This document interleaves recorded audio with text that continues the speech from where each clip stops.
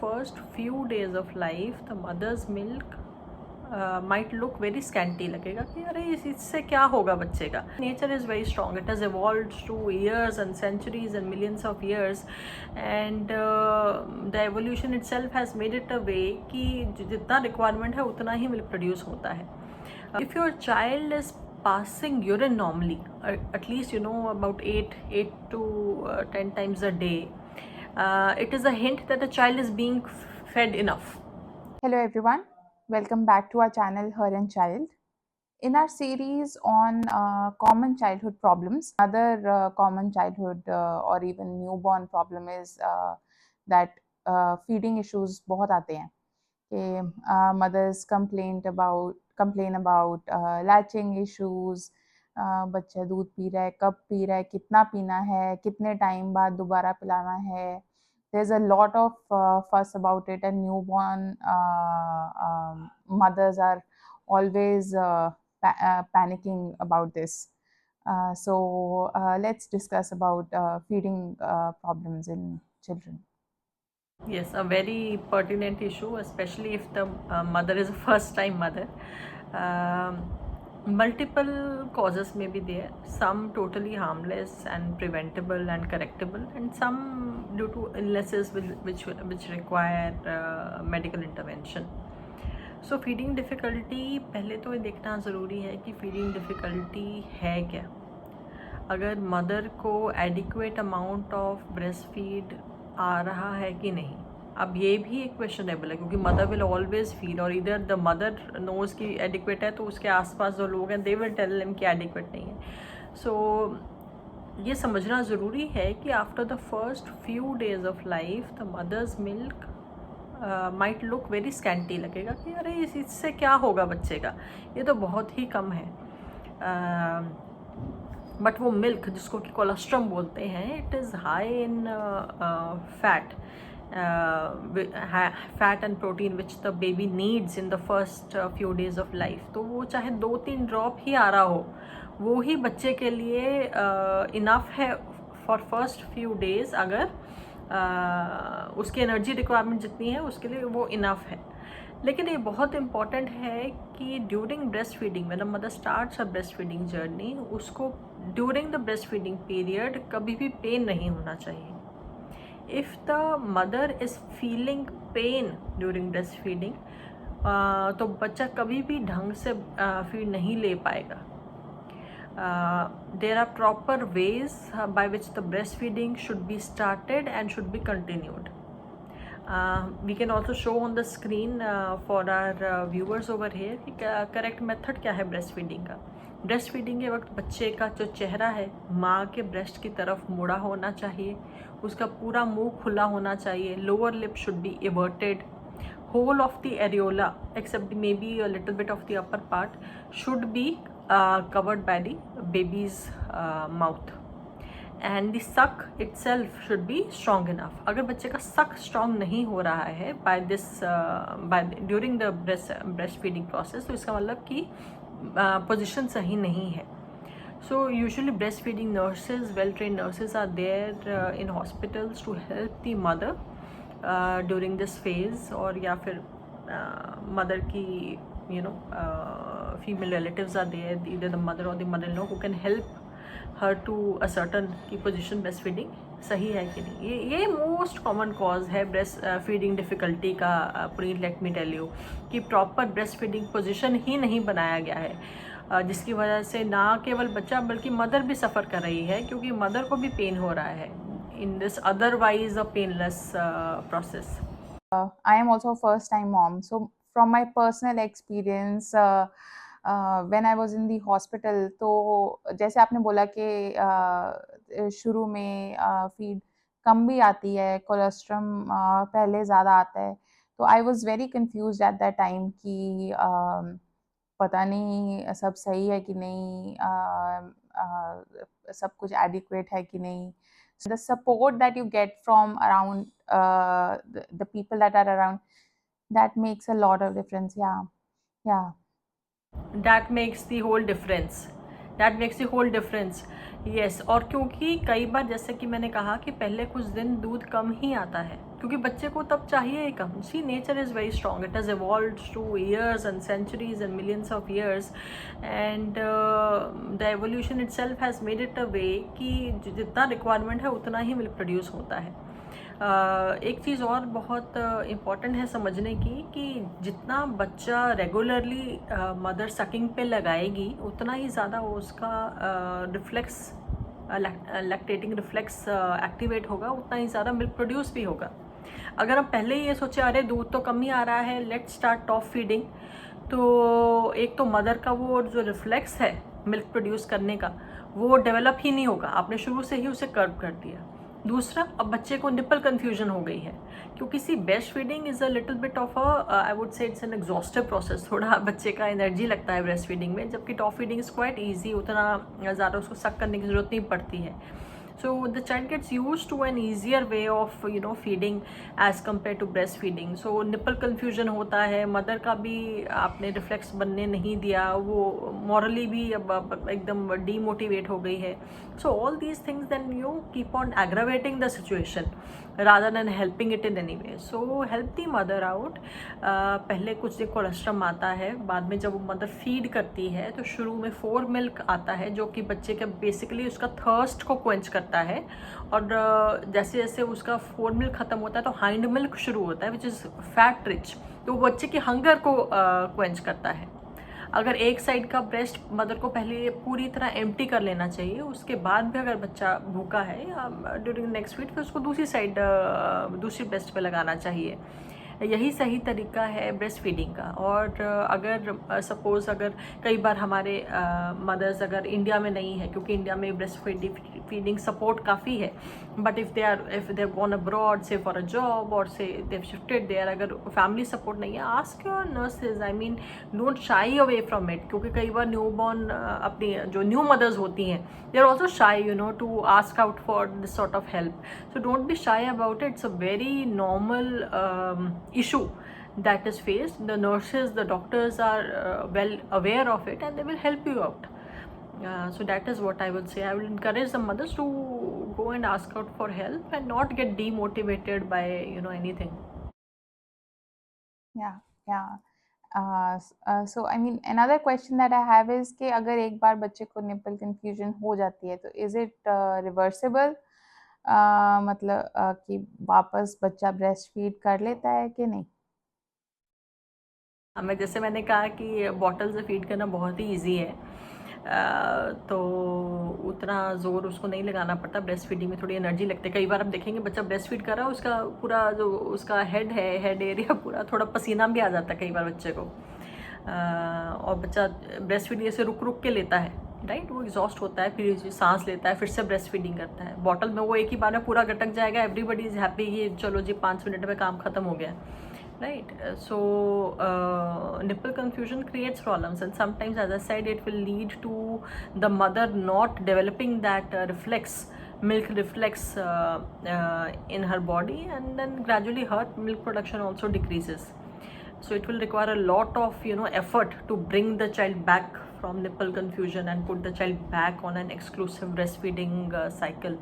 Ideally, exclusive breastfeeding is advised for a minimum of 6 months, but may be continued for up to 2 years. But after 6 months, apart from breastfeeding, the child should be weaned on complementary feeding. कई बारी अब जैसे हम feeding difficulty की बात कर ही रहे हैं, तो एक तो जैसे हमने यही डिस्कस किया कि भाई अटैचमेंट प्रॉब्लम्स हैं, या मिल्क रिफ्लेक्स डेवलप नहीं हो रहा, या निपल कन्फ्यूजन हो गया है, और भी लेकिन कुछ और रीजंस भी हैं जिनमें कि एक medical intervention again is required कि कब सीख करना है, कि डॉक्टर के पास कब जाना है फीडिंग डिफ़िकल्टी के पास को लेके. मनीष वैसे तो जब बच्चा बॉर्न होता है doctors always examine for cleft palate. तो हमारा जो अगर मुंह के ऊपर जहाँ दांत के बीच में जो जगह है उसको पैलेट बोला जाता है. कई बारी एट बर्थ देयर में बी ए क्लेफ्ट पैलेट. जो पैलेट है बीच में से उसमें एक डिवीजन है, तो अगर क्लेफ्ट पैलेट है या टंग टाई है, अगर जो उसका टंग है नीचे चिपका हुआ है by a thin layer of skin, all these things can also lead problem to improper sucking. जिसकी वजह से अगेन फीडिंग डिफ़िकल्टी हो सकती है न्यूबॉर्न में. तो इन रीजंस में you will have to see your doctor who will advise some surgical intervention for either of these problems. तो एक ये कॉज है. Then again as a said कि जॉन्डिस है कि नहीं, इन्फेक्शन तो नहीं है, ये सब चीज़ें भी इंपॉर्टेंट हैं because in either of these condition the child will start becoming very lethargic, low on energy, सुस्त हो जाता है और feed नहीं करता है properly. One important measure I would say is which is very useful for new mothers. I'll give them a tip. If your child is passing urine normally, at least about 8 to 10 times a day, it is a hint that the child is being fed enough. ठीक है. अगर बच्चा breast feed पे है और वो 6, 8, 10 बार दिन में यूरिन कर रहा है, ये इनफ है. इट इज़ अ हिंट कि बच्चे को एडिक्वेट हाइड्रेशन मिल रहा है. आप घबराइए मत कि मेरा फीड कम है या ये वो. अगर बच्चा लेकिन पेशाब कम कर रहा है then definitely it's an issue कि बच्चे में वाकई हाइड्रेशन कम है. So it's a hint so for new mothers Okay, and is there a thumb rule by कि बच्चा इतने टाइम फीड करे, इतने इतने टाइम बाद उसको फीड कराओ, या फिर we should just go with the flow कि क्लस्टर फीडिंग चलने दें, जब बच्चा मांग रहा है उसको फीड दो, या फिर हर 2 घंटे या हर 3 घंटे उसको दूध पिलाना ही है और इतना दूध पिलाना है. Is there a rule for that? See, initially when a baby is born, we advise at least 2 hourly sort of feed, क्योंकि तब बच्चा भी बॉर्न हुआ, बच्चे का भी अभी वो एक सिस्टम सेट नहीं हुआ है. बच्चे का ही नहीं, मदर का भी अभी मिल्क रिफ्लेक्स ढंग से नहीं हुआ है. सो वी यूजुअली एडवाइस कि every 2 hours you bring the child to the breast and we encourage that. ठीक है. बट जैसे कि बच्चा कुछ महीनों का हो जाता है, उसका ऑलरेडी उस ब्रेस्ट फीडिंग का उसका एक रिफ्लेक्स बना हुआ है, mother is also comfortable, then sometimes in the day it might go to on demand feeding and you can increase the interval to 3 to 4 hours. And as I said, after 6 months to breastfeeding is one thing, and complementary feeding, that is what the child requires even more. And this is the time, as we discussed in our last video as well, ki this is the time anemia sets in, because breastfeeding at that time is not enough for the baby and the child needs more food. और अगर इस time पे सही से food introduce ना किया जाए तो ये कॉमन टाइम पॉइंट है जहाँ अनीमिया सेट इन होता है. So all these things need to be cared about. Definitely, and this can also be, and this should also be a part of our discussion about weaning. So कि बच्चों को 6 months के बाद क्या खिलाया जाए, कैसे खिलाया जाए, and which foods are most important उनको, और मेथड क्या होना चाहिए. there's मतलब स्पून फीडिंग भी है, बेबी लेड वीनिंग भी है. Let's discuss about that further. Yes, Puneet, and I think you know currently more about this than me. I know you're a new mom and you're weaning your baby right now, and you keep on making new recipes for them. I think our viewers need to see some of these recipes you make. I will request you to make that. So yes, after 6 months, weaning should be started.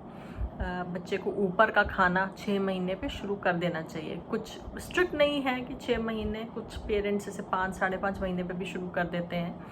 तो बच्चे को शुरू में हल्का खाना, जैसे दाल हो गई या कह लिए चावल, उबला हुआ चावल एकदम पेस्टी विद वाटर हो गया. बस एक चीज़ ध्यान रखती है, जो भी आप बच्चे को शुरू कर रहे हैं, it should not be runny inconsistency. आप चम्मच से लेंगे तो वो एकदम पानी की तरह नीचे नहीं गिरना चाहिए. बच्चा तब उसको गैग कर जाएगा उस इतनी ज़्यादा लिक्विड कंसिस्टेंसी से. हम यूजुअली एडवाइस करते हैं, आप जो भी खाना बना रहे हैं उसको चम्मच पे अगर आप डालेंगे और इसे टेढ़ा करेंगे तो वो पानी की तरह नहीं गिरना चाहिए. वो थोड़ा सा जैसे हैवी होना चाहिए और वो थिक ड्रॉप बनना चाहिए वहाँ पे. That is the right consistency to start the child on food. ठीक है। तो ये ज़रूर ध्यान रखना कि ज़्यादा पतला नहीं करना, ये नहीं कि पानी, दाल का पानी, चावल का पानी, all those things are very useless for the baby. और the food should be thick in consistency, इतना भी थिक नहीं कि आपने टेढ़ा किया और वो ऊपर है चम्मच के उसको वो चिपका हुआ, उसको कोई भी नहीं, वो भी नहीं। It should come down but as sort of a thick drop, not running down and not getting stuck. It should be in between. And then after rice and you can also introduce, अब तो आजकल काफ़ी formulas भी आ गए हैं. You can start on wheat, you can start on say a boiled apple, and gradually as a child grows you can introduce more things as well. And 6 months, please start your baby on iron supplementation, please start your baby on vitamin D supplementation, also some multivitamins that your doctor might advise. So all these 3 things should be started at 6 months of age. एक चीज़ और मैं add करना चाहूँगी प्रीत, क्योंकि आप new mom हैं और आपने एक बहुत ही इंपॉर्टेंट टॉपिक छेड़ा है. One is spoon feeding. So आप बच्चे को, अगर जैसे कि हम फीडिंग डिफ़िकल्टी की बात करें, suppose the mother is genuinely not able to produce that much breast feed due to any reason. कई बार मदर के एक कॉमन कंडीशन है, इन्वर्टेड निप्पल्स होते हैं शुरू से, स्पेशली अगर फर्स्ट टाइम हो, उसको हो सकता है मालूम भी ना हो कि उसके निप्पल्स इन्वर्टेड हैं, थोड़े अंदर की तरफ धसे हुए होते हैं. तो उसके लिए एक special exercise with a small equipment, syringe के साथ डॉक्टर या नर्स उसको एडवाइस करेंगे to pull the nipple out. ठीक है. तो जब by that time when the mother is going to this procedure and gradually breast milk starts produce, अगर बच्चे को फॉर्मूला देना पड़ता है, we always advise to give through spoon, again to avoid the nipple confusion later on. क्योंकि अगर बच्चे को बाद में ब्रेस्ट फीडिंग अल्टीमेटली आपने शुरू करनी है तो फिर उसको तब तक बॉटल की आदत ना पड़े. तो अगर रिक्वायर्ड है ड्यू टू एनी रीज़न, इधर ड्यू टू इन्वर्टेड निप्पल्स या मदर सिक है या मदर को कोई और इशू है, तो in those cases spoon feeding should be done with formula milk and not bottle feeding. Again, because क्योंकि अगर बच्चे becomes used to the bottle nipple, दो आजकल if to be the devil's advocate, the कई आजकल bottles काफ़ी different भी आ गई हैं जिसमें कि निपल कन्फ्यूजन का चांस कम है. That is still there, but I would still advise hygiene reason की वजह से, निपल कन्फ्यूजन अवॉइड करने के रीज़न की वजह से, better to give spoon food and not put the child on the bottle. We had a lot of useful discussion about feeding issues in babies. So we'll keep continuing our discussions on such useful topics. Please follow us for such content, and we'll see you in the next one. Thank you, Dr. Jasmeet.